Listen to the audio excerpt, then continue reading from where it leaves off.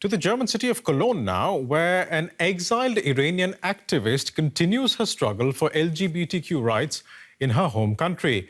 Sareh Hamdani was arrested in October 2021 while trying to cross Iran's border with Turkey and subsequently sentenced to death for the alleged crime of promoting homosexuality. She was released on bail after a campaign led by Amnesty International and was finally able to flee to Germany. DW reporter Negin Fard spoke to Sareh about her experiences. Had it not been for February protests here in Cologne, Sareh Hamdani would have been put to death in her native Iran. Here in Germany, Iranians have gathered together to protest the death penalty sentence of Sareh Hamdani. Iran has so far killed more than 6,000 homosexuals. Hope is a very beautiful thing. People came here with hope and were my voice that day. Now I'm here trying to be the voice of others. It is a cycle that must continue. I use the platform that I have to be the voice of others because it is very important and effective. Sareh had never previously thought about moving to Germany, but she was forced to flee here by a government that considered her actions criminal and who continued to harass her still. They gave me 13 days to pay my bail money. If I couldn't pay, Iran's government would sell my mother's house and she would have gone to prison. Is that fair? Iran's judicial system demanded the equivalent of tens of thousands of euros for her continued freedom. Sareh was forced to ask friends and family for help. Under a strictly religious government, Iranians face many problems on a daily basis, but Sareh believes LGBT people have it worse than most. I had to get married when I was very young. It pains me to talk about that time. I was just 14 years old and became a mother at a very young age. We lived together for 8 years, which was worse than the prison I was later sent to. Eventually, I said to myself, why don't I get away? I was born once and I will die once. It is better to die once than dying inside every day. But living a free and normal life was out of the question in a country that considers homosexuality a treatable disease. Am I a sick person? You can't treat me with whatever pills and drugs you like. Do you think that will cure me? This is what my soul wants. My soul finds peace in loving a woman. I think those who call us sick are sick themselves.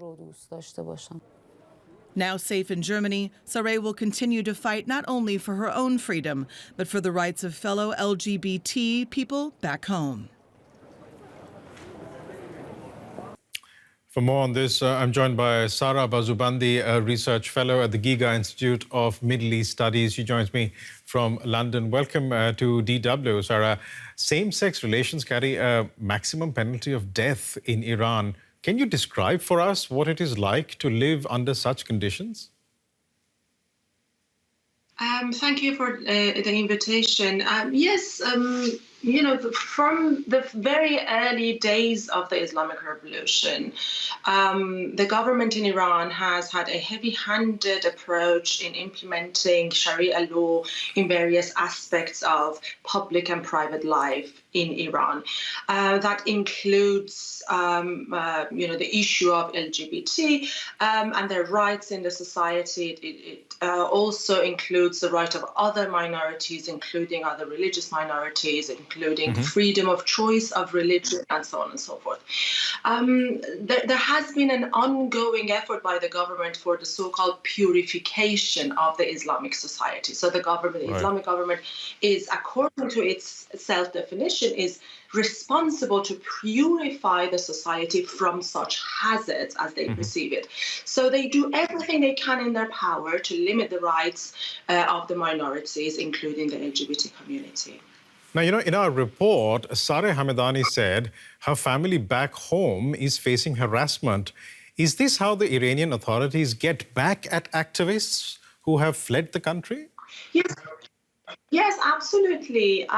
Transnational repression has been a phenomenon in the global community by authoritarian regime, and the government in Iran is one of the front runners of creating strategies, innovative ways of oppressing the opposition and activists in diaspora, starting from the very early days of the revolution with the assassinations of the opposition leaders in European soil, with the kidnapping and killing and threatening of dissidents outside of the country. This has been an ongoing issue, and usually these tend to increase after every round of uprising inside Iran, because the regime wants to make sure that whilst the opposition inside Iran is tamed and under control and completely crushed, the opposition outside of the country is also equally crushed and controlled.